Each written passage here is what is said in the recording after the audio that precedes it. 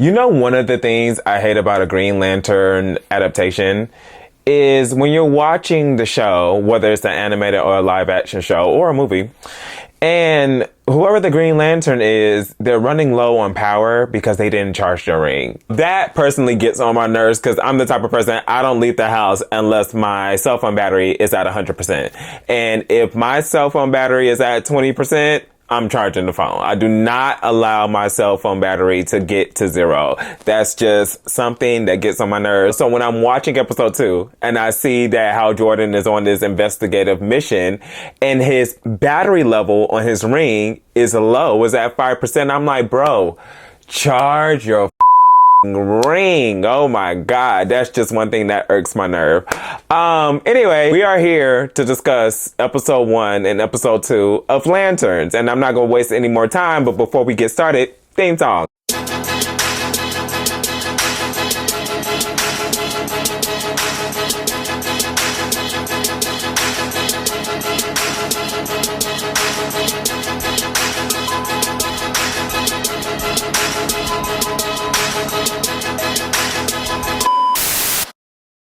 So here's what I'm going to do with the show. I'm not going to do an episode by episode review. I wanted to do a review after episode 2 because I did like episode 1, but I wanted to see if episode 2 was going to keep that same energy, if it was still going to be that same suspenseful pace, if I was going to still remain interested, or was I just all the way hyped from episode 1. So with watching episode 2, I can tell like, okay, yeah, this series is going to be good. It's going to be amazing. And thankfully, yeah, y'all can look back at all my other videos when I talked about it. I think I talked about the teaser trailer when I talked about Supergirl's teaser trailer. So y'all can go back and watch if y'all want to. Thankfully, I was not one of those people that was talking mad about this show based off the teaser trailer and based off the official trailer. I don't know what y'all was mad about. I don't know why y'all was so skeptical. When I looked at the trailers, I was like, oh, this is going to be a good show. But y'all was making videos on YouTube, TikTok. Y'all was going ham on social media acting like this show was going to be a hot ass mess. James Gunn and Peter Safran, they don't know what they're doing. They don't know how to tell the Green Lantern story. Y'all was talking so much about this show just for the ratings to come in. Just for the ratings to come in. And turns out that Lanterns has a higher debut in viewership compared to Penguin. Like, that is crazy. That is insane. Now, what do I love about Lanterns? Well, first off, I love the setup. I love in episode 1 that we got 3 separate time periods. We have a time period of John Stewart when he was a child. We have the time period that we are seeing more of in episode 2 of John Stewart and Hal Jordan working together. Hal is training John, but also they are on an investigative mission, and this is going down in 2016. And then we have a third time period in 2026 where it was revealed at the end of episode 1 that Hal Jordan is dead with a bullet in the skull. And it's like, whoa, what the fuck is going on here? But I love the setup. I love the route that they took with this show. It is keeping me interested. It is making me want to know what's going to happen next. And they have me locked down, secured, ready for the next episode because I want to figure out what all is going on. Which aliens killed them people in the football field? Was it the aliens or was it the manhunters, which they revealed in episode 2? I want to know, how did Hal Jordan end up dead with a bullet in his head? I want to know what happened to Hal Jordan's ring and why isn't John Stewart wearing a ring? Why doesn't John Stewart have his own separate ring? When is John Stewart going to be an official Green Lantern? Are we going to see Guy Gardner at all in this series? What's up with the lawyer's father and the sheriff's father-in-law? Like, what he got going on? Is he a part of the shenanigans? Is he a manhunter? What's up with the ranch? What is he hiding? Is he telling the truth? I want to know all of these things. I am interested. I am hooked. I am ready to see how the Green Lanterns are going to make their impact within the DCU. Now, I will say one of my criticisms of the show was I was very confused of why Lanterns who are space cops, why they have to be in a grounded story element, but then you guys did a film like Supergirl and she was in space the entire time. Like, we need to switch that up. Like, Supergirl should be on the grounded story element and Lanterns deserve to be in space. But with episode 2, we saw those space elements. We saw at the end of the episode how Jordan went into space to visit Sinestro in, I don't know if it's a OA prison or is this just an overall intergalactic prison, but we saw how Jordan visit Sinestro in space. So it was like, okay, we're going to be getting those space elements slowly but surely. So that criticism is not really worth bitching about. I love the chemistry between Hal Jordan and Jon Stewart, because Jon Stewart comes off as the trainee that is just overly frustrated. He is sick and tired of Hal Jordan's shenanigans. It doesn't come off that Jon Stewart is overly eager, readily seeking to be an official Green Lantern. I just think that Jon Stewart is sick of Hal Jordan's over-the-top methods in order to train him. But I get where Hal Jordan is coming from, because through his actions, what I'm getting is, listen, to be a Green Lantern, you gotta expect the unexpected. So the that I'm putting you through is going to help you in the long run. The Green Lanterns, they are humans at the end of the day. They are not metahumans. They are powered by the ring. They do not have any other superpowers outside of the ring, as you saw when Hal Jordan was shot on a ranch. The bullet affected him. He had to go to the hospital. So yeah, I understand why Hal Jordan is choosing to train Jon Stewart the way that we are seeing in this show. And I respect it. I absolutely respect it, because if they're going to be working besides somebody like Superman, who was invulnerable and indestructible, then they need to expect the unexpected. We also got a little bit of world building, because we found out in episode 2 that the sheriff was originally born and raised in Gotham. I'm like, oh, we got a Gotham name drop. I don't know if they said the word Gotham in Superman. I don't remember it. I just rewatched the movie a couple weeks ago. I don't recall them saying the word Gotham. I know they didn't say the word Gotham in Supergirl. I did not watch Creature Commandos. I'm not going to. I did not watch Peacemaker, and I'm not going to. So I'm saying all this to say, them dropping the word Gotham in episode 2 of Green Lantern, showing that there is some subtle interconnectivity going on, which we should expect, because Guy Gardner was in the Superman movie. So we know that there is some interconnectivity going on, but I just love that they name drop Gotham, foreshadowing like, okay,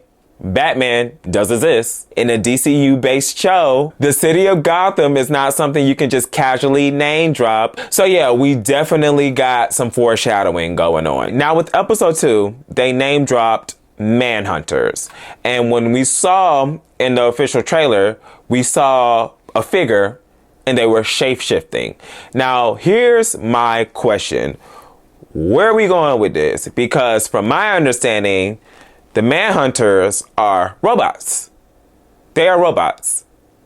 They were originally formed by the Guardians to work for the Guardians and fight intergalactic crimes until they turned on the Guardians and they became enemies. So that's when the Guardians stopped relying on technology and relied on actual sentient beings to be the protectors and represent OA. My understanding is that the Manhunters are robots. But when I saw the trailer, I saw that the Manhunter figure was shape-shifting.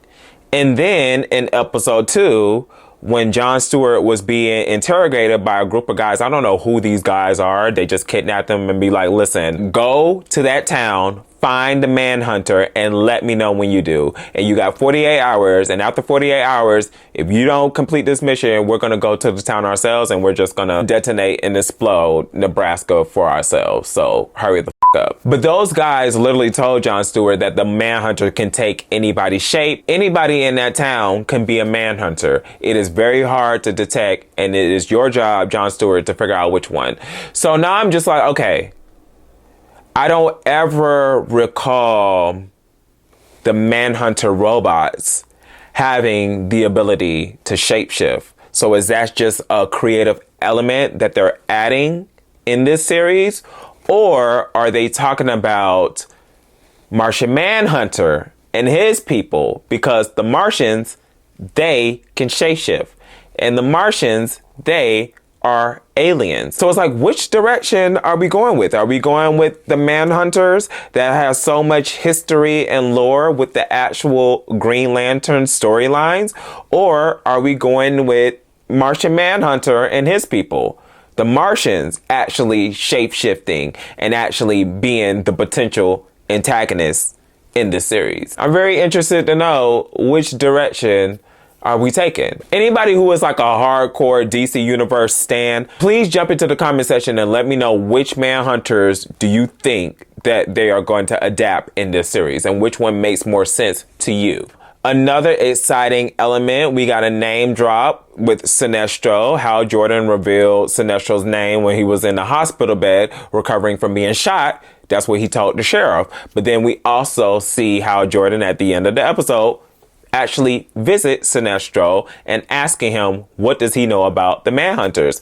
But what I'm also a little bit confused about is, how does Sinestro, who has been clearly locked away in prison for a very long time, how does Sinestro know about John Stewart's existence? Has John Stewart visited Oa in the past? Has his name been floating around in the intergalactic space? Like, oh, okay, this is going to be the next potential Green Lantern that's going to replace Hal Jordan. Does Sinestro have people working for him? I'm just trying to figure out, how does Sinestro already know about John Stewart's existence? Like I said earlier, that is the one thing about this show. It is so many mysteries, it's so many questions, and it's going to have you at the edge of your seat waiting to figure out what is going on. When are we going to get more clarity to this answer, to this answer, to this answer? But every time we finish an episode based off of episode 1 and based off of episode 2, you're going to leave with more unanswered questions, and you're going to be dying trying to figure out what all is going on. How can we make all of this make sense? So I'm saying all this to say I am loving this show. I am having no doubts about this show. The only other criticism I have is when the lanterns fly, I wish they would have the green shield wrapped around their body. I'm so used to seeing that from Justice League, the animated series, and then also the Green Lantern series. Like when the Green Lanterns fly, they have, I don't know which, is it an aura? Is it a shield, a protective shield of green energy surrounding their entire body? I would like to see that come alive in the DCU versions of Green Lantern. But I do have to put it out there, in Superman, like I said, I watched it a couple weeks ago, Guy Gardner also did not have that green aura surrounding his body. So maybe that's just like a creative choice that they are deciding not to utilize when adapting Green Lanterns in the DCU. But I just personally want it. But it doesn't make or break the show for me, so it's really not a big ordeal. I said all this to say I am excited. I am so interested to see where this series is going to take us. Sidebar, are we going to see John Stewart in Man of Tomorrow? There's been rumors swirling around, but I